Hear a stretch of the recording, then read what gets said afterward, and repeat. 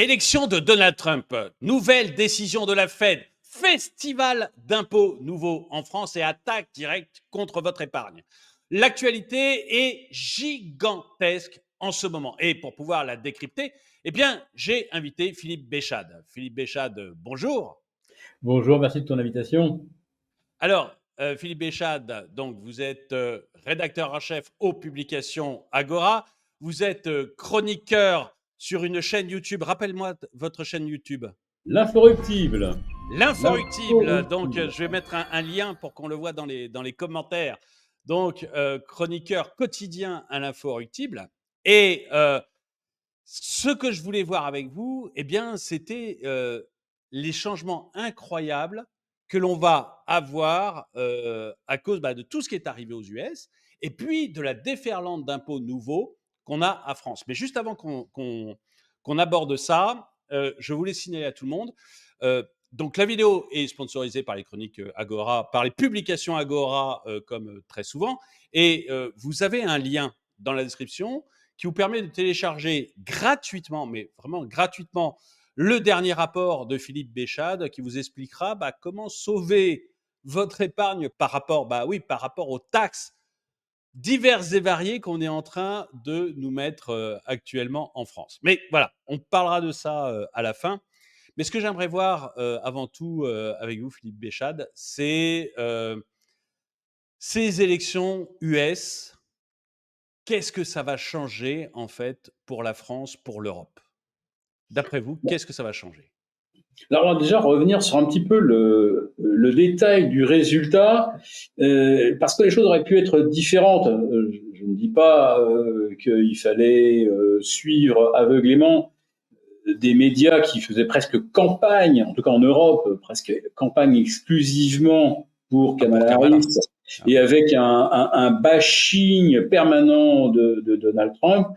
Aux États-Unis également, aucun média n'osait dire que la réalité de terrain, c'était qu'il n'y avait pas un gros enthousiasme pour Kamala et que Trump, quelque part, arrivait à mobiliser, alors peut-être pas sur sa personne, mais au travers d'Elon Musk, au travers de Robert Kennedy Jr., qui veut résoudre quelques problèmes de santé publique et restaurer en fait ce qu'était la vraie science médicale il y a une vingtaine d'années.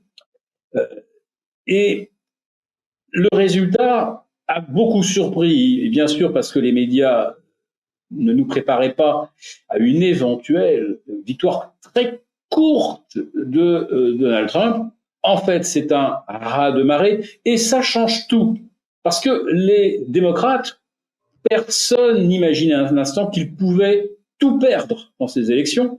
C'est-à-dire, perdre la Maison-Blanche, mais perdre également la Chambre des représentants et perdre le Sénat.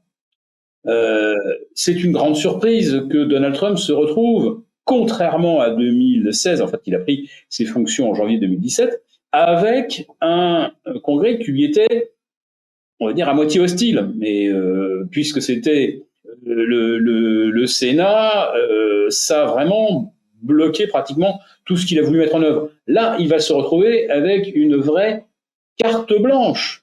Et il y a peu de présidents qui ont bénéficié de cette combinaison, gagner le bureau ovale et puis se retrouver avec pas d'opposition. Et en plus de ça, cette fois-ci, Trump va également se retrouver, on va dire, avec une presse qui s'est tellement discréditée en amont des élections, qui a tellement bullshité, tellement fait de propagande au lieu de faire de l'information, que Elon Musk marque des points énormes par rapport aux médias mainstream, donc qui ont vraiment été des médias de désinformation. Et là, quand Trump parlait en 2017-2018 des médias fake news, etc., qu'il jetait le correspondant de CNN en le traitant de menteur, aujourd'hui, tout le monde est obligé de convenir que les médias, ils sont tels que Trump les décrivait il y a déjà 8 ou 9 ans. C'est des médias de propagande. Donc là, il va falloir que les médias se remettent profondément en cause. Et s'ils continuent de faire campagne contre Trump, ils ne seront pas crus. Ils ne l'ont finalement pas été et c'est la surprise, hein, vu le matraquage, vu la propagande qui régnait aux États-Unis, qu'on a vu, là, on a vu la même en Europe. Aujourd'hui, si les médias se disent bon, bah, Trump il est au pouvoir, mais on va le démolir, mais ils vont obtenir le résultat inverse de ce qu'ils cherchent. Donc la révolution, elle se situe également là, c'est-à-dire que les médias vont devoir se faire leur autocritique, enfin je ne veux pas employer ce terme qui renvoie à des mauvais souvenirs du temps des purges staliniennes, mais en tout cas, ils vont devoir se remettre en cause, faire plus de vraies informations sur la réalité que connaissent les Américains. Et c'est cette réalité qui a fait en fait que Kamala n'a pas été suivie. C'est que les gens, eux, ils ont vraiment des vraies fins de mois. Alors vous pouvez leur dire comme vous voulez que l'Américain aujourd'hui est en moyenne beaucoup plus riche que l'Européen. Bah oui, il y a un 1% qui est millionnaire, et puis vous avez 50% d'Américains qui a zéro épargne, qui doit emprunter pour finir ses fins de mois. Et on est arrivé aux élections américaines avec un total d'encours de cartes de crédit, hein, c'est-à-dire qu'on a l'argent emprunté par des gens qui sinon ils finissent pas le mois. Cet encours est à presque 1400 milliards, c'est énorme.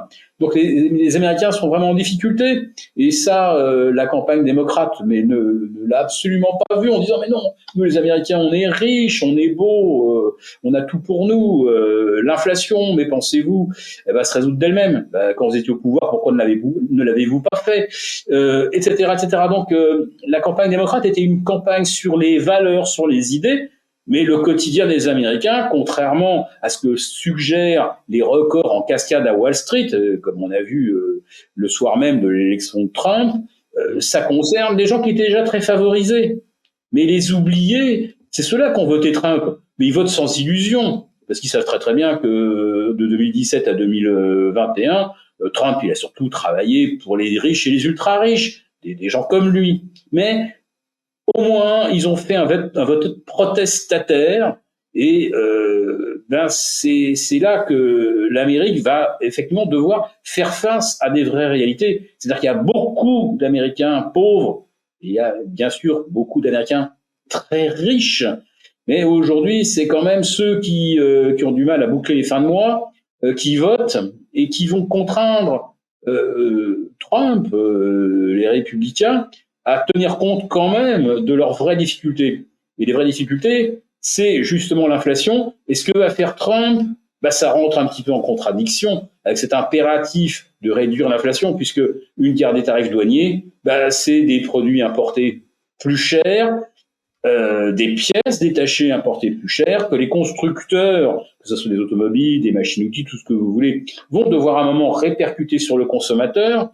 Donc, le protectionnisme à la Trump, c'est quand même plus d'inflation. Donc, c'est mettre les Américains au devant de difficultés, à moins que, par miracle, les salaires se mettent à progresser plus vite que l'inflation en général.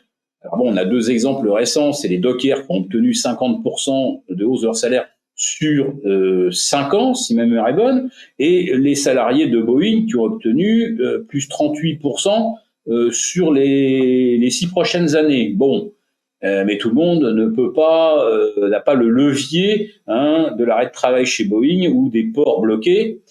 Tous ceux qui sont pas syndiqués, etc., ils peuvent pas se mettre en grève, et je sais pas, ils vont pas obtenir grand-chose comme augmentation de salaire. Et comme le chômage augmente, on va dire que la pression elle est en faveur des patrons américains. Ils peuvent pas dire aujourd'hui j'ai du mal à recruter. Il y a malheureusement pas un vivier de gens compétents. Là, on voit l'emploi se dégrader. Il va y avoir de plus en plus de gens au chômage. Donc ça va faire pression à la baisse sur les salaires. Donc l'arrivée de Trump, ça ne résout évidemment pas les problèmes structurels des États-Unis, c'est-à-dire la dette à 36 000 milliards, et ça ne règle pas les difficultés des Américains qui ont élu Trump. Voilà. Donc, qu'est-ce que ça change, l'élection de Trump ? Ça va surtout changer quelque chose au niveau des relations avec Moscou. Voilà. Alors, je ne soutiendrai pas la thèse que Trump est un agent de Moscou, mais bon, clairement, si la guerre doit continuer en Ukraine, ça sera probablement pas avec l'aide des États-Unis. Donc, soit on on soutient Zelensky tout seul, budgétairement et avec des armes qu'on ne fabrique pas, ou alors Trump et Poutine et Zelensky s'entendent d'abord sur un cessez-le-feu, histoire qu'on ne dise pas que Zelensky a perdu la guerre, et puis après, bah voilà, on arrivera à un accord qui était en fait celui qui était prévu dans le format Minsk, qui a été ensuite proposé en fin mars 2022, qui a été refusé, enfin que les Américains ont voulu continuer la guerre, et Boris Johnson est allé à Ankara pour torpiller l'accord qui était prêt d'être signé, et on va finir par signer le même, il ne faut pas se faire d'illusions. Donc ça, oui, ça change les choses, effectivement, l'élection de Trump. Si la guerre s'arrête en Ukraine, oui, c'est certainement quelque chose dont on devrait se féliciter. Et puis il y a le Proche-Orient, où là, on ne sait pas trop ce que Trump va vouloir faire avec Netanyahou. Alors, on sait que c'est son soutien inconditionnel, mais bon, rappelons-nous quand même que mardi dernier, pendant que tout le monde avait les yeux braqués sur les bureaux de vote américains, Netanyahou limogeait Yoav Gallant, son ministre de la Défense, que tout le monde appelle le ministre de la Guerre, et il le limoge, alors que la veille au soir, on venait d'avoir les plus violents bombardements sur le Liban, et où vous avez la presse israélienne qui expliquait que mais qu'est-ce qu'on attendait pour aller bombarder l'Iran, et voilà, en plein milieu d'un conflit, le ministre de la Défense qui est débarqué, je dois avouer qu'il n'y a pas beaucoup d'exemples dans l'histoire où ça soit arrivé. Voilà, donc est-ce que les choses ne vont pas bouger également en Israël? Est-ce que l'arrivée de Trump, justement, n'est pas aussi un game changer? Trump qui arrive en disant « je soutiens Netanyahou absolument », puis par derrière lui dit « bon, peut-être falloir arrêter un petit peu là, de semer le chaos au Proche-Orient ». Oui, ce qu'on a vu avec Trump la dernière fois qu'il a été président, c'est bizarre de dire ça, mais la dernière fois qu'il a été président, ce qu'on a vu, c'est qu'il n'y a pas eu de guerre, quoi. C'était le seul président américain à ne pas avoir déclaré de guerre. Et c'est aussi la période où Poutine s'est tenu calme par rapport aux autres périodes. C'est-à-dire que Poutine a fait une première guerre sous Obama, il n'a rien fait sous Trump, et puis il a recommencé à envahir l'Ukraine sous Biden. Mais dans la période de Trump, il n'a pas fait de guerre. Et donc, on a probablement...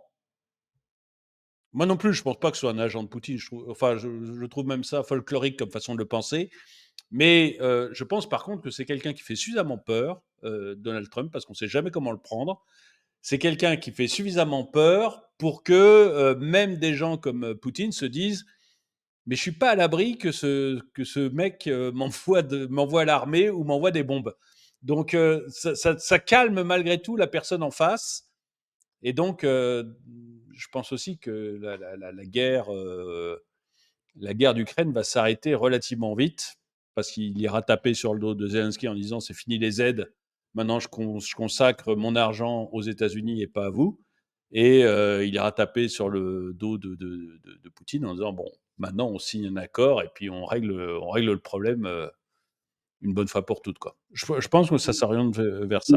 Et sois gentil, Vladimir, tu en rajoutes pas sur le sabotage de Nord Stream. On garde ça entre nous. Voilà. Mais voilà, ça va être réglé comme ça, à mon avis, tranquillement. Bon, mais pour l'Europe, alors, puisque bon, pour le Moyen-Orient, pour l'Ukraine, on voit bien, mais pour l'Europe et pour la France, ça change quoi, selon vous, l'élection de Donald Trump? Alors, on sait que lorsque Trump fut battu en novembre 2020, les relations interpersonnelles entre Trump et Emmanuel Macron étaient absolument détestables. Ah oui. Il s'est foutu, Trump s'est foutu de la tête de Macron, mais un nombre de fois incalculable. Hein. Il y a vraiment... Ah oui, oui. Il le prend vraiment pour une bille, quoi. Il y a pas de...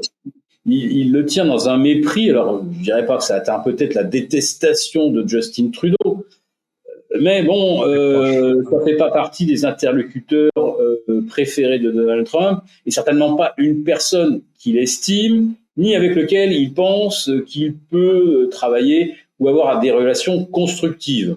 Voilà. Donc ça, c'est pas très très bon. Mais puisqu'on parle de l'Europe, donc la France aujourd'hui est devenue une toute petite province de ce grand ensemble. Euh, et il y a eu la démission, enfin plutôt l'éclatement de la coalition Scholz. Bah, c'était le soir d'ailleurs même, le soir de, de la reconnaissance de sa défaite par Kamala Harris. Hein. Elle parle donc pour remercier ses électeurs, etc. Et dans le même temps, on apprend que Scholz et Lindner décident de rompre. Donc, on dit c'est la fin de la coalition allemande. Et alors, on va revenir, tu vois, comme tout se reboucle, mais en fait, tu vois que tout ce qu'on évoque est parfaitement cohérent et tout est relié. C'est qu'au sein de la coalition Scholz, il y avait Annegret Baerbock, c'était l'ex-chef de file des écolos en Allemagne, et c'est incroyable, mais c'est la pire va-t-en-guerre qu'on ait jamais connue depuis la Seconde Guerre mondiale. Vous n'avez jamais entendu un seul ministre allemand appeler son pays à partir en guerre. Même pas en Irak, encore moins contre les Houthis, etc. Pourtant, les Houthis, ils embêtent tout le monde hein, en bloquant le canal de Suez, en bloquant l'accès au canal de Suez. Et là, vous avez une ministre écologiste qui demande qu'on livre des armes à longue portée à l'Ukraine, qu'on bombarde la Russie, éventuellement qu'on aille bombarder Moscou et qu'on donne une bonne leçon à Poutine. Bon, bah, elle, en janvier prochain, et j'imagine que la diplomatie américaine va certainement se mêler un petit peu des élections allemandes, comme elle se mêle de toutes les élections de toute façon en Europe. Et si Trump, ça l'arrange qu'on aille vers une solution de paix en Ukraine, je pense que Baerbock, elle peut prévoir de partir en vacances le 31 décembre prochain. Elle, je pense qu'elle va dégager. Enfin, j'imagine que c'est ce qui peut se passer. Je la vois pas faire partie d'un gouvernement Scholz 2 si Trump décide qu'il faut arrêter la guerre en Ukraine. Donc, comme quoi, ce qui va se passer en Allemagne, c'est quand même très important. Alors maintenant, je vais revenir sur pourquoi Scholz et Lindner se sont fâchés. Quand même pas anodin. C'est que Scholz, lui, il voudrait bien finalement mettre en place un plan Draghi hein, de relance. Son pays, c'est lui. Ça s'effondre complètement, l'Allemagne. C'est impressionnant. L'Allemagne, 8 trimestres de récession consécutive, c'est jamais vu. Bon, alors bien sûr, il y a le grand choc psychologique, hein, Volkswagen qui veut fermer des usines, qui propose de baisser les salaires de 18%, mais c'est pas un cas isolé. Il y a d'autres industries allemandes qui sont en train de négocier des baisses de salaire. Des baisses de salaire au moment où on nous dit que l'inflation, au contraire, est en train de repartir et que ça va être encore pire. Et on le disait tout à l'heure avec Trump, parce que s'ils commencent à mettre des droits douaniers, etc., si les Européens font pas pareil, Trump va dire mais vous vous foutez de nous, vous ne nous épaulez pas, vous ne nous suivez pas, donc on va moi je vais vous taxer vos produits. De toute façon, il l'a dit, hein, Trump, les Européens n'importent pas, n'achètent pas assez américain, ils achètent beaucoup trop chinois. Donc, si nous, on ne fait pas comme Trump, qu'on ne se met pas à taxer l'industrie automobile chinoise, tout ce qui est importé des pays à bas coût, Trump, il nous punira si on le fait pas nous-mêmes. Il va nous mettre des tarifs à nous aussi. Donc, oui, forcément, on le disait, l'inflation, c'est quelque chose qui nous pend au nez parce que la guerre commerciale, c'est ça. Oui, je veux juste rappeler aux gens, parce que tout le monde ne s'en rend pas compte, je m'en rends compte, ça m'étonne souvent dans les commentaires, mais il y a beaucoup de gens qui ne se rendent pas compte qu'en fait, quand on est protectionniste, quand on taxe les voitures chinoises, par exemple, qui viennent en Europe, ce que ça donne, c'est de l'inflation. C'est-à-dire que la taxe, ce n'est pas les Chinois qui le payent. On vous dit, on va taxer les voitures chinoises, vous dites, ah, chouette, merveilleux. C'est pas les Chinois qui payent, c'est vous quand vous achetez la voiture. Donc, en fait, quand on est protectionniste, le problème, c'est qu'on crée automatiquement de l'inflation, parce que les produits sont plus chers pour vous. Je vais dire une bêtise, mais si demain, on taxe les chips à hauteur de 20% de plus, eh bien, vos chips vont vous coûter 20% plus cher. c'est pas le producteur de chips qui va être dans la mouise, c'est vous. Donc en fait, il faut comprendre que ce protectionnisme, il est par essence inflationniste. Et donc, effectivement, si on est. Parce que j'écoutais récemment, j'ai fait une vidéo là-dessus, Agnès Pannier-Runacher, qui. Agnès Pannier-Runacher, oh là mon Dieu. Avec Bruno Le Maire, c'est le tandem infernal. Et Agnès Pannier-Runacher nous disait bon, les constructeurs automobiles européens sont dans la mouise, je les ai tous mis dans le caca avec mes idées écologistes, donc ils sont tous complètement à la ramasse maintenant. J'ai la solution, on va taxer à 35% les véhicules chinois. Mais c'est pas une solution, ça. Tu vas juste augmenter, enfin, mettre un petit peu plus les Français dans des difficultés d'inflation. C'est pas une solution. Il y a qu'un homme politique pour penser qu'une taxe est une solution à quelque chose. Donc là, et donc on va avoir probablement un retour de l'inflation dans ce que on va se tutoyer, c'est plus simple. Dans ce que tu exprimes, on va avoir un retour de l'inflation à cause de ces taxes et de ces protections que l'on va mettre petit à petit autour des pays pour soi-disant se battre contre la Chine. Alors j'ai aussi un autre coupable. J'ai un autre coupable pour l'inflation. C'est le brouillard et les anticyclones. Ah oui. Ça concerne beaucoup l'Allemagne. Et là, j'en reviens à nos amis écologistes que tu évoquais il y a quelques instants. J'ai découvert ça récemment et le chiffre m'a paru absolument colossal. La puissance éolienne installée en Allemagne maintenant est équivalente, en supposant que les vents soient optimaux, qu'elle tourne. La puissance installée, la puissance théorique installée est de 70 terawatts, c'est-à-dire exactement la puissance optimale de nos 54 réacteurs nucléaires, alors qui eux fonctionnent évidemment jour et nuit, qu'il pleuve ou qu'il vente. Et le fameux jour des élections américaines, il s'est passé un truc incroyable en Allemagne. Le lendemain, c'était la faillite de la coalition Scholz. Mais la veille, toute la puissance installée d'éolien en Allemagne, ce jour-là, avait produit 1,4 terawatts sur 70. Il y avait un anticyclone massif sur l'Allemagne. Il n'y avait pas une éolienne qui tournait, même celles qui sont implantées offshore sur la Baltique. Rien. C'était la grosse masse d'air, la grosse bulle. Ça ne bouge plus. Et en plus de ça, il y avait un brouillard et une grisaille. Ils ont sorti également pratiquement, même pas 2% de ce qu'ils sortent du photovoltaïque solaire. Ce jour-là, le 5 novembre dernier, le renouvelable a produit pratiquement zéro. Donc l'Allemagne était obligée de mettre dans le charbon, le gaz, etc. Le nucléaire, ils en ont plus. Dieu merci, ils en empruntent encore de France. Mais voilà ce que c'est que l'aveuglement idéologique. Et c'est bien la preuve que si vous installez 70 terawatts de puissance éolien, 28 terawatts de puissance théorique, bien sûr, en photovoltaïque, l'hiver vaut 28%, 28 terawatts, vous en faites les meilleurs jours, vous en faites 5.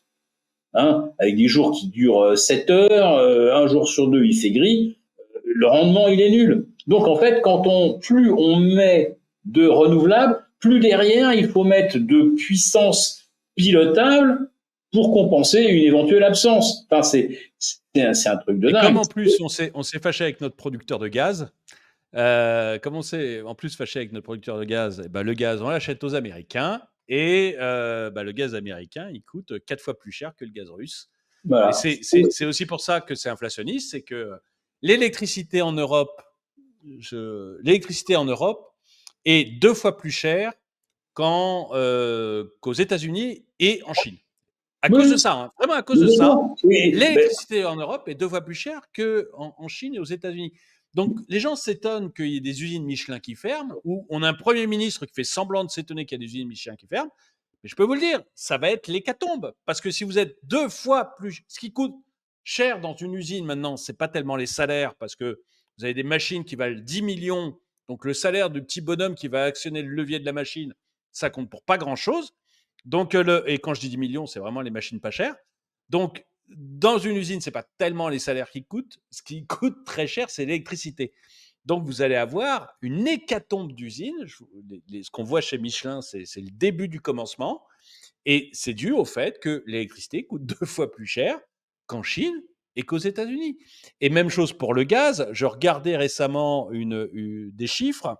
Le gaz, en fonction des mois, parce qu'évidemment, ça ne s'achète pas tout le temps au même prix, mais le gaz en Europe, il coûte 3 à 11 fois plus cher qu'aux États-Unis.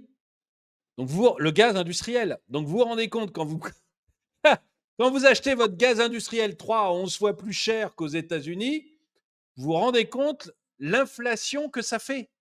Ça augmente les prix, les coûts de fabrication de manière gigantesque. Et donc, vous qui nous regardez, bah, pour vous, c'est un, clairement inflationniste, deux, clairement destructeur d'emplois, parce que les gars, au bout d'un moment, ils disent, les BASF, les chimistes, tous ceux qui utilisent du gaz industriel, bah, ils disent, attendez, aux États-Unis, ça me coûte 3 à 10 fois moins cher, donc j'ai peut-être intérêt de produire là-bas. Et tous ceux qui utilisent de l'électricité en grande quantité, ils disent, bah, désolé, mais pour nous, c'est la Chine ou les États-Unis, c'est plus la France. Et c'est plus l'Europe, quoi. Alors, enfin, à part l'acier au carbone, où on accepte effectivement de brûler du charbon, parce que sans carbone, il n'y a pas d'acier au carbone. Mais pour le reste, l'industrie de l'aluminium, elle est morte, du verre, c'est mort, etc. Tout ce qui nécessite beaucoup d'électricité, de la fonderie, c'est juste pas possible. Mais pour prendre conscience de l'échelle des choix qui ont été faits, l'éolien en Allemagne, c'est 200 milliards d'euros d'investissement.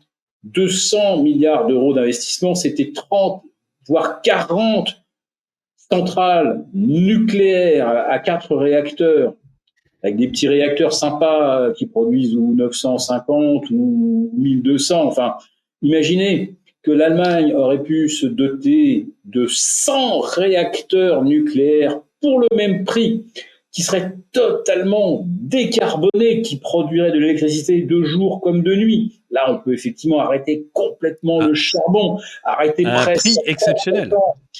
Arrêter presque à 100% le gaz. Sauf que le gaz sert aussi à produire des engrais, donc pour des applications bien précises. On pouvait totalement se passer de tout ça. Et ces 200 milliards investis, c'est dans des systèmes de production d'énergie intermittents. Et derrière lesquels, on le voit bien, on l'a vu le 5 novembre, il fallait mettre à fond du charbon, sinon les usines allemandes s'arrêtaient. Je ne parle pas que les Allemands arrêtaient également le chauffage, parce qu'heureusement, il ne faisait pas encore très très froid. Mais imaginez que le 5 décembre prochain, il fasse -2 en moyenne sur l'Allemagne, et qu'on ait de nouveau la même bulle anticyclonique, et toutes les éoliennes à l'arrêt, et une grisaille comme ce qu'on a depuis maintenant début octobre, où le photovoltaïque produit même pas 5% de la puissance nominale. Et imaginez ce que ça va donner. Voilà. Donc, les choix énergétiques allemands sont extrêmement inflationnistes.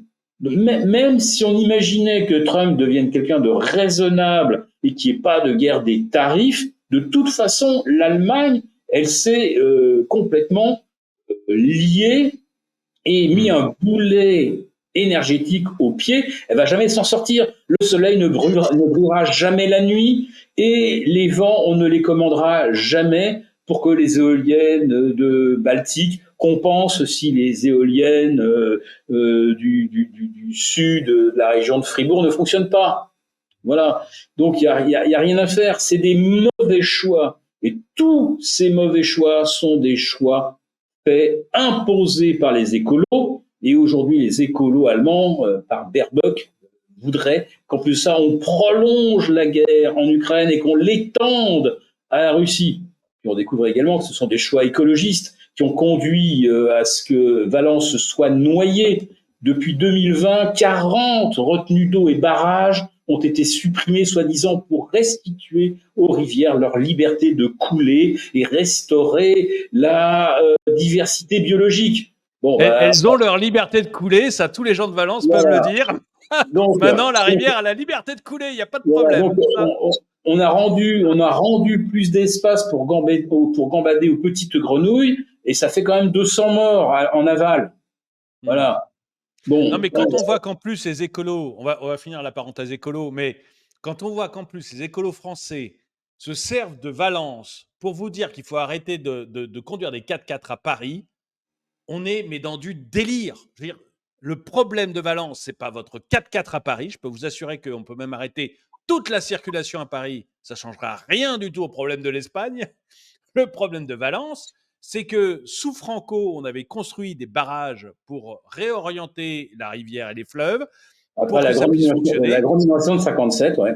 et que les ânes écologistes, depuis des années, les détruisent les uns après les autres, jusqu'au moment où il y a une grosse pluie et où tout le monde se retrouve sous l'eau. C'est vraiment ça. Donc, il faut arrêter de nous parler des 4x4. Ce n'est pas les 4x4, ce sont les âneries écologistes. Voilà, c'est tout. Et ces gens-là, non contents de ça, sont en train de vous ruiner en créant une inflation pas de toutes pièces, mais pas loin. La grosse inflation qu'on a eue l'année dernière, une grande partie, mais une très grande partie, c'est dû aux âneries écologistes sur le gaz, sur le prix européen du gaz, sur le fait de retirer le nucléaire en Allemagne. Enfin, c'est incroyable. Ces gens, sous Et couvert donc, de bien, vous ruinent, sont responsables de la mort de beaucoup de monde et derrière veulent vous envoyer à la guerre. Moi, je crois qu'il y a un moment, c'est bah, impressionnant de vivre avec des gens comme ça, c'est quoi. là que l'élection de Trump est un game changer. Donc, je disais, la coalition Scholz, ça y est, ça fait une semaine qu'elle a volé en éclats. Va y avoir des élections législatives en janvier. Il y aura probablement beaucoup moins d'écolos au gouvernement allemand. Et surtout que Trump, arrivant au pouvoir, alors là, les délires écolos aux États-Unis, là, on peut le dire, ça y est, Ah, c'est c'est fini. vraiment terminé pour au moins 2 ans. Après ça, il y a les Ouais. midterms en novembre 2026. Mais d'ici là, les écolos, ils vont pas faire la loi aux États-Unis. Et malheureusement, ou heureusement, mais les États-Unis, c'est quand même le pays leader. Et donc, si, comme pour reprendre un slogan de Trump, drill, baby, drill, c'est-à-dire creuse, perce des puits pour sortir du gaz et du pétrole, si les États-Unis sortent encore plus d'énergie pas chère et que nous, on continue à mettre des éoliennes, des moulins à vent avec, je le rappelle, hein, pour les écolos qui nous écoutent, pour les éoliennes en mer, c'est entre 25 et 35 000 tonnes de béton au pied de chaque moulin à vent. Combien un pied de 35 000 tonnes, quelle est sa trace carbone? Il faut au minimum 10 000 tonnes de ciment. Et le ciment, je vous le rappelle, c'est obtenu uniquement en brûlant du calcaire, donc débauche d'énergie phénoménale. Il faut, pour 35 000 tonnes de béton, il faut au moins, là aussi, entre 6 et 8 000 tonnes d'acier. Comment est obtenu l'acier? Je vous le rappelle, c'est au carbone. Donc, la signature, la trace carbone d'une éolienne offshore, c'est quelque chose qui s'amortit sur 30 ou 40 ans. Et si jamais la production est celle qu'on vous a vendue sur le papier, ce qui n'est jamais le cas. Et il a été démontré qu'une éolienne n'amortit pas sa trace carbone initiale. Voilà. Donc, je pense que c'est pas aux États-Unis que l'éolien va connaître une expansion phénoménale. Et si jamais Trump venait à dénoncer les accords de Paris en disant que c'est que du bullshit, nous, on va se retrouver tout seul à interdire donc les 4 premiers arrondissements de Paris, puis bientôt les 11 premiers, etc. Comme ça, il n'y aura plus de pollution, n'est-ce pas? On aura résolu le problème. C'est fou. Ouais. C'est fou. Donc, pour en venir quand même au cœur de notre sujet, l'inflation en Europe, on se l'est fait toute seule. Alors, c'est vrai, un peu aidé par Poutine quand même, parce qu'il a été très très vilain. Et puis qu'à un moment, on a décidé un peu de boycotter son gaz. Mais la destruction de Nord Stream, c'est évidemment pas Poutine. Et la décision d'arrêter les centrales nucléaires au moment où on ne recevait plus de gaz russe, c'est pas non plus une décision de Poutine, hein, ni de Trump. Hein. On va toujours dire que voilà, les Américains, ils étaient inféodés au lobby pétrolier, gazier texan, etc., que même les démocrates étaient obligés de se plier à ces vilains groupes pétroliers, etc., pétrochimiques. Mais non, non, non, là c'est nous, tout seuls, nous les Européens, on s'est mis dans la mouise tout seul. Donc la question est de savoir, est-ce qu'on va continuer ou pas? Et est-ce que les écolos restent influents en Allemagne ou le deviennent beaucoup moins au cours des prochains mois? C'est également les écolos qui veulent la destruction de la moitié du cheptel bovin, parce que les vaches qui pètent, Ah oui. ça troue la couche d'ozone. Enfin, je sais pas quel est le délire. Je peux vous dire qu'aux Non, mais ces États-Unis, gens s'en foutent. non, mais, aux États-Unis, vous imaginez Trump dire aux éleveurs, bon, ben maintenant, tous ceux qui ont plus de 10 000 têtes, hop, on en liquide 5 000.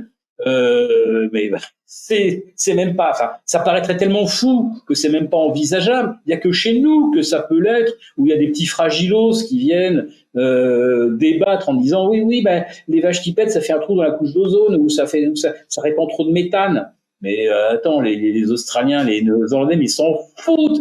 Et les Argentins, mais ils s'en foutent complètement. Donc réduisez de moitié le cheptel aux Pays-Bas et en France. D'accord, il y aura 20 000 bovins de moins en Hollande, il y en aura 40 000 de plus en Argentine. Enfin, c'est complètement dément, quoi. Oui, et puis Mais, on fera voilà. venir le bœuf argentin, quoi. On Ben, aura tout gagné. comme on fait On, on- aussi du poulet surgelé du Brésil ou maintenant d'Ukraine, oui, où oui, oui. 2 fois moins cher, avec zéro. Alors là, les Ukrainiens, là, ils sont pas embêtés avec les normes européennes. Non, mais c'est ça, Tout c'est ça, complètement voilà. délirant. Et moi, voilà, bah, ça nous fait transiter directement vers le deuxième sujet, donc c'est très bien. Mais moi, j'ai peur que l'arrivée de Trump, en fait, signe pas notre arrêt de mort, mais une période extrêmement dure pour les Européens. Parce que, et pour la France, on va parler surtout de la France, mais quand je vois la réaction à l'Assemblée nationale de ceux qui nous dirigent, je les appelle pas nos élites parce ils sont nuls. Donc, les pieds nickelés qui nous dirigent là, eh ben, je me dis qu'on va dans le mur. Parce que la seule chose qu'ils créent depuis 3 semaines, c'est des impôts nouveaux, c'est des taxes nouvelles. Ça va dans tous les sens. Dès qu'on a Michelin qui ferme des usines, notre Premier ministre, au lieu de dire, écoutez, oui, on a Michelin qui ferme des usines, on a identifié le problème. Le problème est clair, c'est qu'on a un prix de l'énergie qui est beaucoup trop élevé. Donc, il faut qu'on calme le prix de l'énergie pour que les industriels puissent se mettre. C'est le principal problème. Après, il y a aussi les normes écologiques. Mais enfin, déjà, le prix de l'énergie est un des principaux. Au lieu d'aller dire ça et dire, oh, bah, on va regarder comment ils dépensent notre argent dans le CICE. Et derrière, taxe, taxe, taxe, taxe. Le NFP qui sort une nouvelle taxe sur les super profits des profiteurs de crise. Il y a eu des profiteurs de crise. Je ne sais pas Oui, qui quand c'est. même, les producteurs Quelle d'énergie crise? alternatifs qui ne produisent pas 1 kilowatt et qui ne transportent pas 1 kilowatt et qui produisent que des factures et qui encaissent la différence, ceux-là, on peut leur prendre, on peut même, alors là, je deviens très LFI, et ces gens-là, c'est des parasites, on peut tout prendre, tous leurs bénéfices. Oui, c'est pas sur eux qu'on va aller chercher l'argent. On va chercher l'argent. On va aller dire, Monsieur Michelin, on va vous prendre un peu plus d'argent? Michelin, il va dire, bah, ok, bah, une troisième usine partie. Et puis on va aller voir Monsieur Total. On va dire, toc, toc, toc, on va vous prendre de l'argent. Et puis Total, qui appartient pas majoritairement encore, mais 47% aux Américains, ça va passer à 50% dans 1 ou 2 ans. Ça sera à 50%, plus de 50% aux Américains. Bah, Monsieur Total, il dira, écoutez, vous êtes bien gentils, les gars. Moi, je vais à Dallas. Parce que à Dallas, on va pas m'enquiquiner tous les jours sur le fait que je pollue et sur le fait de vouloir me piquer mon fric. Donc, Monsieur Total, il dira bientôt, bah, au revoir les gars, moi je vais voir Donald Trump. Et je peux même être quasiment certain que Donald Trump, un jour ou l'autre, appellera Monsieur Total en disant, écoutez, ils vous embêtent beaucoup, ces Français quand même, ils vous aiment pas. Bon, pourquoi vous venez pas chez moi? Moi, je vous fais un pont d'or. Je vous fais un pont d'or, les gars. Venez chez moi. Vous vous installez à Dallas. Je vous fais un pont d'or et ça va être bien pour vous. Et Total Et donc, ça nous, l'arrivée de Donald Trump et des États-Unis me fait très peur pour la France parce que ce que j'ai constaté depuis 3 semaines, c'est une augmentation des taxes et des impôts tous azimuts. Et Donc alors, on va pouvoir parler de cette taxe et des impôts, mais c'est oui. incroyable. Et ce qui est rageant, d'abord, c'est qu'on paye des impôts. Là, ça va être surtout pour rembourser le trou Oui. de 100 milliards de 2023, le trou de 50 milliards de 2022, l'énorme trou de 2021, bah, c'était le quoi qu'il en coûte, etc. Et on s'en Bruno parlait. Le Maire a dit c'est pas lui. Bruno Voilà. Le Maire a dit c'est pas moi, j'ai été merveilleux moi. Non, ouais. On s'en parlait avant de commencer l'émission, et donc tu l'as suivi comme moi, hein, tu as suivi son audition au Sénat, donc toi il y a des moments que tu as bien aimé, moi il y en a d'autres, moi je vais donc te parler un peu de ceux que j'ai préférés, moi, c'est alors oui, dans le déficit, c'est parce que finalement on pouvait pas imaginer que finalement les recettes fiscales seraient pas au niveau de ce qu'on avait anticipé. Bah, c'était évident, ils avaient basé le calcul sur une croissance à 1,6 ou 1,7%. On a eu 0,4. Bon, alors déjà, Je pense que s'ils avaient regardé ta chaîne YouTube ou la mienne, ils l'auraient su. C'était même pas la peine de demander à des spécialistes de Bercy, il suffit de regarder ta chaîne YouTube ou la mienne, et ils auraient vu. Notre Bruno Le Maire aurait su 3 ans avant que ça allait pas. Bah, déjà, l'année C'est dernière, impressionnant. Bruno et tous ces padawans de Bercy qu'il a chaleureusement remercié pour leur efficacité. Tu as bien noté au moment de la passation de pouvoir avec Armand. Hein, c'était vraiment, mes équipes ont été On a paumé 100 milliards, les mecs, vous êtes efficaces, on a perdu 100 milliards, on ne sait pas où ils sont. L'année dernière, au moment où ils commencent à cogiter sur le budget 2024, ils ont déjà 55 000 entreprises qui font faillite. Oui, non, Ça va forcément faire des salariés en moins de recettes de ceci, moins de recettes de cela. Enfin, déjà, tu vois ça que d'une année, tu passes de 30 000 à 50 000 faillites, tu dis déjà un truc qui va pas. Là, on arrive en 2024, on passe à 60 000 faillites en rythme annuel. Bon, je veux dire, moi, j'ai pas fait l'inspection des finances, je suis pas sorti dans les 15 premiers à l'ENA, mais quand je vois d'un seul coup le prix de l'énergie qui explose, les normes européennes qui alourdissent le prix de la production, alors qu'aux États-Unis, on fait au contraire des recherches pour être plus productif. En fait, le dollar investi soit plus rentable. Nous, plus on met d'euros, plus l'Europe va mettre de taxes sur l'euro que tu es en train d'investir. Et pire, s'il rapporte quelque chose, alors là, c'est je prends tout. Mais c'est voilà la logique. Donc, il fallait quand même pas, comme tu dis, être un génie pour se rendre compte qu'avec de l'énergie plus chère, plus de taxes, plus de réglementation et des entreprises qui font faillite à raison de plus de 5 000 par mois quand même, hein, c'est pas rien. 5 000 par mois, ça en fait presque 10 par jour. Ça en fait presque 200 par jour ouvrés. C'est quand même considérable. Ben non, ça n'alerte pas ces gens-là. Et le passage que j'ai préféré dans l'intervention de Bruno Le Maire, c'est oui, mais moi, j'ai quand même bien rempli mon rôle parce que mon rôle, c'était que la dette française se place bien, hein, au travers de France Trésor. Et rappelez-vous quand même qu'en 2021-2022, les taux étaient à zéro et que la France empruntait à taux négatif. Donc moi, j'ai fait exactement ce que les marchés attendaient, c'est-à-dire qu'ils nous payaient pour nous endetter. Ils nous payaient. Hein, la France s'endettait en moyenne à moins 0,15 ou moins 0,20. Ben, chaque fois que moi, je mettais 10 milliards de plus, c'était de l'argent qui rentrait, les amis. Puis d'un seul coup, les taux passent de 0 ou moins 0 quelque chose à plus 4,5. Mais comment pouvait-on prévoir? C'était pas possible. L'inflation, elle avait disparu pour toujours. Enfin bref, il suffisait de lire la presse. C'était marqué partout que l'inflation ne reviendrait jamais. Bon, après, évidemment, quand on se prive du gaz russe et qu'on pète Nord Stream, bah, d'un seul coup, oui, effectivement, l'inflation revient. Ça, c'est sûr qu'on ne pouvait pas prévoir que Nord Stream serait saboté.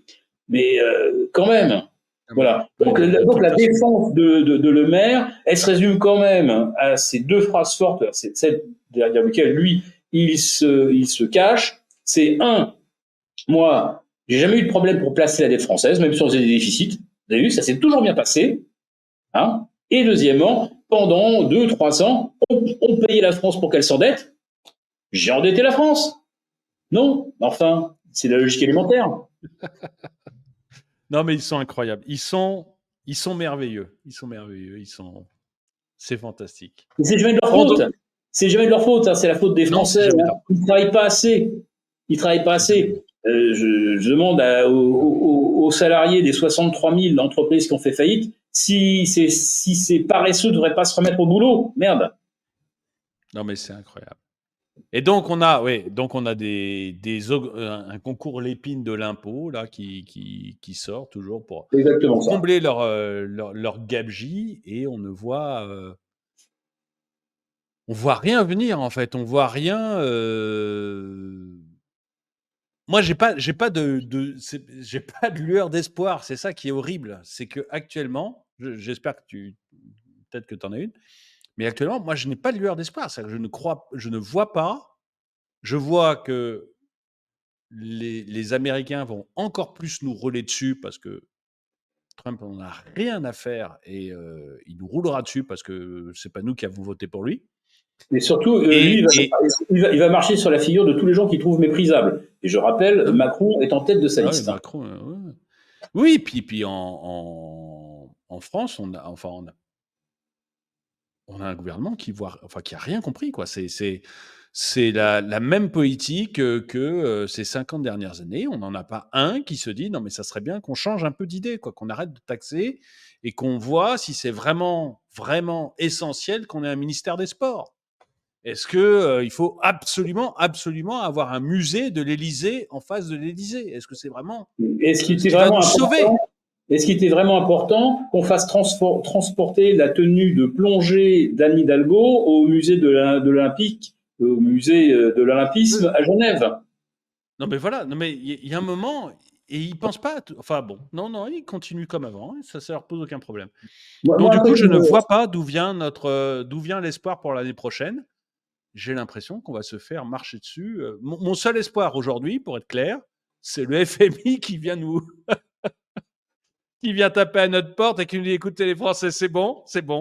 Vous arrêtez de décider, on va décider à votre place. Voilà, c'est terminé. Pour moi, c'est le seul espoir qu'on a. C'est quand même un espoir un peu masochiste. Je te cache pas que sans partager absolument ton pessimisme, c'est-à-dire qu'il n'y a vraiment pas d'espoir. La raison pour laquelle on a pondu ce rapport auquel j'ai un petit peu modestement participé, alors moi surtout au niveau des valeurs mobilières, voir comment on pouvait essayer de réduire un petit peu son exposition fiscale, parce je pense pas qu'on va vraiment pouvoir échapper. Enfin, je ne le prétendrai pas, et je pense qu'on ne me croirait pas. Mais on peut quand même essayer d'être moins en première ligne, si tu veux, par rapport aux appétits. J'appelle ça la rapacité de Bercy, mais on peut arriver à réduire son assiette imposable, etc. au niveau des valeurs mobilières. Il y a d'autres astuces aussi. Donc bon, alors il faut, je le précise, de temps en temps, il faut faire appel à un notaire. Bref, je vous laisserai découvrir tout ça. Mais oui, n'hésitez pas. Vous téléchargez, vous appuyez dans la description. Il y a une telle rapacité, et comme tu disais, il y a une telle inventivité pour aller nous piquer notre pognon, qu'il y a des trucs qui existent, mais auxquels les gens, enfin, ils n'ont pas jugé bon de le faire. C'était un peu fastidieux. Comme je dis, il fallait voir le notaire, il fallait voir un conseiller fiscal pour mettre des choses en place. Mais aujourd'hui, si on le fait pas, mais on va se faire vraiment plumer, quoi. Mais il faut que les gens se rendent compte. On parle d'un retour, alors pas de la taxe d'habitation, surtout pas de la taxe d'habitation. Non, un taxe sur le fait de vivre sur une commune. C'est pas la même chose.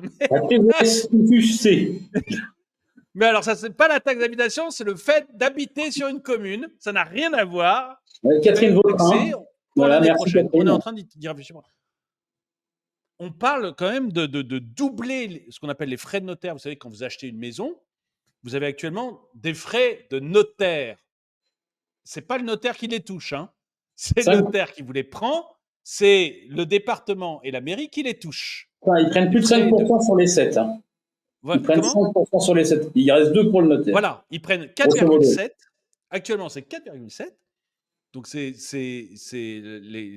truc et c'est gigantesque. On va les doubler. On va les doubler. Vous achetez une maison à 300 000 euros, ça va coûter en moyenne aux Français 1 an de salaire. Le droit de s'acheter une maison à 300, un appartement à 300 000 euros à Paris, ça va très vite. Eh ben, ça va coûter 1 an de salaire à un Français moyen. Voilà, on va passer, C'est de la folie. on va passer de 7 à 10. Hein, si on double la partie qui revient à l'État, on va passer de Oui. 7 à 10. Donc un appartement de 300 000, effectivement, aujourd'hui, vous pouvez l'acheter avec un apport de 30 000. Ben non, là, aujourd'hui, l'apport de 30 000, c'est pour l'État. Hein. Il va falloir que vous alliez chercher les autres 30 000, hein, parce que sinon... Non, mais c'est délirant. Et remplacer la taxe d'habitation par la taxe sur le fait de résider sur... On n'a pas le droit de dire habiter. Chut, chut.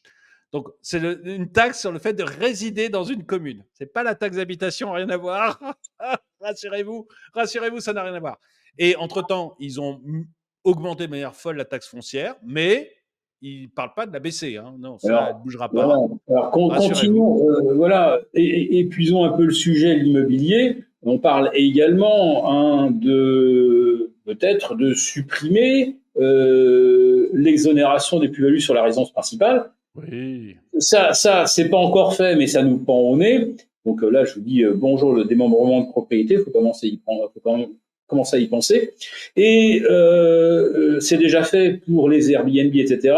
Où quand vous revendez, eh bien, on va réintégrer dans le prix de vente comme une plus-value l'argent que vous avez investi, vous, pour rénover le bien, le mettre conforme à toutes les foutues normes européennes, etc. Donc vous avez été obligé de faire des frais, sinon vous ne pouviez pas louer. Et une fois que vous avez fait ces frais déductibles, on les réintroduit dans le montant des plus-values imposables. Donc en fait, vous avez strictement rien imposé, vous avez absolument rien sauvé, vous n'avez fait aucune économie fiscale depuis le début. Donc la rentabilité du bien, quand vous la recalculez, vous allez tomber de 3 à 1%. Enfin, c'est... c'est le seul truc qu'on peut finalement, sur lequel on a la main, comme les Chinois, hein, quand il vous manque de la croissance, vous pouvez construire un petit peu d'immobilier. En Chine, ils ont construit 65-70 millions de logements en trop. Nous, en France, on a 2 à 3 millions de logements en moins, enfin, par rapport à ce qu'il faudrait. Donc, en France, on pourrait très bien se dire, on va relancer le logement. Bon, c'est un peu à la chinoise, d'accord, c'est une bonne ficelle, etc., bien franco-française. Mais bon, ça va redonner du travail. Et puis surtout, il y a quand même des gens à loger. Hein, on va pas faire comme les Chinois qui, eux, ont construit des trucs qui servaient à rien. Nous, au moins, si on faisait ça, il y aurait du boulot, ça créerait donc évidemment des cotisations sociales, ça permettrait de renflouer le trou de la Sécu, ça permettrait de faire bien des choses utiles. Ah mais vous pouvez pas, il y a la ZAN, zéro artificialisation nette des sols. Donc là où en France on aurait encore un moteur qu'on pourrait redémarrer nous-mêmes sans demander son avis à Ursula von der Leyen ou à Christine Lagarde ou je ne sais pas à qui ou FMI, on s'interdit absolument de le faire. D'abord parce qu'il y a la détestation de l'hôte de l'Élysée pour l'immobilier. Il y a les taxes foncières qui vont exploser de façon folle. Donc, bien sûr, ça ne pourra jamais être aussi fou qu'à Paris, mais ça va quand même augmenter partout de 5 à 7% par an au minimum. Donc, c'est à croire que le seul truc qu'on pouvait éventuellement redémarrer par nous-mêmes, on fait tout pour être sûr que ça ne redémarrera pas. Aller convaincre quelqu'un aujourd'hui de faire un investissement pour faire de l'Airbnb ou du locatif, c'est devenu impossible. Alors surtout Airbnb, j'en profite parce qu'il y a une petite nouvelle aussi sur Airbnb, parce que c'est tous les jours fête. On va prendre la TVA maintenant sur Airbnb. Donc, oui. Donc vous louez votre Airbnb, 20% de TVA. Allons-y. Vous le réintégrerez dans le prix de location. Ça fera pas d'inflation. C'est le locataire. C'est le locataire qui va voir son prix augmenter de 20%. Ah bah c'est cool, c'est merveilleux. Mais c'est incroyable. Non mais c'est incroyable. On est dans une période de créativité fiscale complètement folle, mais complètement folle. l'État qui prend déjà la moitié de la richesse du pays n'arrive n'arrive pas à boucler ses fins de mois et il veut en prendre davantage. On est le pays le plus taxé et j'ai encore des gens dans mes commentaires qui disent: «Ouais, mais ça arrive que c'est que» dès que je dis: «Il y a un problème», je montre un problème, on me dit: «Ah, mais c'est pas normal, on est dans un pays néolibéral». Mais on est le pays le plus taxé de l'OCDE. On est le pays qui redistribue le plus dans l'OCDE et la part de l'État dans le PIB, c'est 60%. Et on est le Expliquez-moi où est le libéralisme là-dedans. Enfin, Ouais. Et on est le pays en plus de ça où l'argent public, théoriquement affecté budgétairement aux services publics, soins, justice, enseignement, etc. On est le pays où la qualité de tout, et en Europe, là de très loin, on est le pays où tout se dégrade de la façon la plus radicale. Niveau d'enseignement, classement PISA, on s'effondre. La santé, on a supprimé encore 40 000 lits, mais on a embauché 150 000 gratte-papier dans les hôpitaux, ce qui fait que globalement, la facture, le budget hôpital ne change pas. Il y a beaucoup moins de soignants, il y a beaucoup plus d'administratifs. C'est la même chose à l'éducation nationale. On embauche des gratte-papier pour justement surveiller que les directives européennes et toutes les taxes à prélever sont bien prélevées. Et là, l'actualité nous télescope. Il y a une semaine, eh ben, on a un gars qui arrive au pouvoir et qui dit, moi, je vais baisser les impôts. Voilà. Je vais peut-être même supprimer l'impôt sur le revenu. Donc, vous voyez un petit peu ce grand écart gigantesque entre un pays où on va creuser, on va percer encore plus de puits pour avoir du gaz, du pétrole pas cher, où on va baisser les taxes, et l'Europe où on va jamais creuser un trou dans le sol parce que c'est pas écologique pour sortir du gaz de schiste. Alors on a des réserves gigantesques là où on avait du charbon autrefois. On va augmenter encore toutes les taxes foncières, les taxes locales, etc. Et on va avoir une dégradation des services publics, alors qu'aux États-Unis, avec Elon Musk, très probablement, on va revoir un petit peu les process pour rendre justement les institutions publiques fédérales plus efficaces. Bref, c'est un grand écart total. Et face à ça, nous, on n'a pas la prise, évidemment, on n'a pas les moyens de retourner le sens de l'histoire. Tout ce qu'on peut faire, nous, c'est essayer d'échapper aux taxes. Vous vous rendez compte où on en est? On n'est pas à se dire où est-ce qu'il faut investir pour profiter du rebond de l'Europe, des futurs projets spatiaux d'Elon Musk. Nous, on va mettre un casque lourd pour essayer d'échapper à la taxe. C'est tout ce qu'on peut faire. On peut même pas dire aux gens, investissez dans un truc d'avenir. Là, aujourd'hui, on en est à dire, regardez ce rapport, vous allez peut-être pouvoir sauver 10, 15 000 euros. Vous sauverez pas tout, vous en sauverez un petit peu. Et ça m'amuse parce que justement, oui, effectivement, Donald Trump dit qu'il va peut-être arrêter, je suis pas sûr qu'il le fasse, mais qu'il va peut-être arrêter l'impôt sur le revenu, et nos auditeurs ne le savent peut-être pas, mais l'impôt sur le revenu en France, c'est pas très vieux. Ça date de 1914. Et Première Guerre mondiale. Exactement. Voilà, 1914, c'est un impôt temporaire. L'impôt sur le revenu, c'est un impôt temporaire de 1914, promis juré, ça ne durera que le temps de la guerre. Et puis zou, on l'a encore aujourd'hui, et vraiment, on serait très surpris que ça s'arrête demain. Et aux États-Unis, on commence à parler de l'arrêter. Mais c'est merveilleux, la France, c'est merveilleux. Bon, enfin, moi, j'ai donc une vision assez pessimiste des choses, et j'ai l'impression que l'élection américaine ne va faire qu'accélérer la chute de la France, de l'Europe d'une manière générale, mais de la France tout particulièrement, parce que j'ai vu comment fonctionne notre nouveau gouvernement. Bon, j'avais aucune illusion. Mais enfin bon, là maintenant, on l'a vu en application. J'ai vu comment fonctionnaient nos députés, et je me dis qu'il n'y a rien. Et ce qu'il faut retenir, c'est que Philippe Béchade a une petite vision un peu plus positive que moi, parce que, eh bien, il vous donne la possibilité de trouver des endroits où vous allez réussir à sauver votre argent, sauver une partie au moins de votre argent des griffes de l'État. Je vous encourage donc à télécharger le rapport sur la taxation, comment essayer de protéger au mieux votre épargne de ce qui est en train de nous arriver, et de ce que vous allez connaître dans les mois qui viennent et l'année prochaine, ça va être assez sanglant, quoi qu'il arrive. Mais voilà, s'il y a un moyen de se protéger, allez-y, c'est gratuit. Hein. Donc, n'hésitez pas, téléchargez, c'est gratuit et vous allez réussir à sauver une partie de votre épargne. Philippe Béchade, ben, merci pour cet éclairage et pour le guide. Une nouvelle fois. Et merci à tous d'avoir regardé cette vidéo. Mettez-lui un pouce vers le haut, commentez, partagez avec vos amis parce qu'eux aussi ont peut-être envie de sauver leur épargne. Donc n'hésitez pas à partager. Et moi, je vous dis à très bientôt.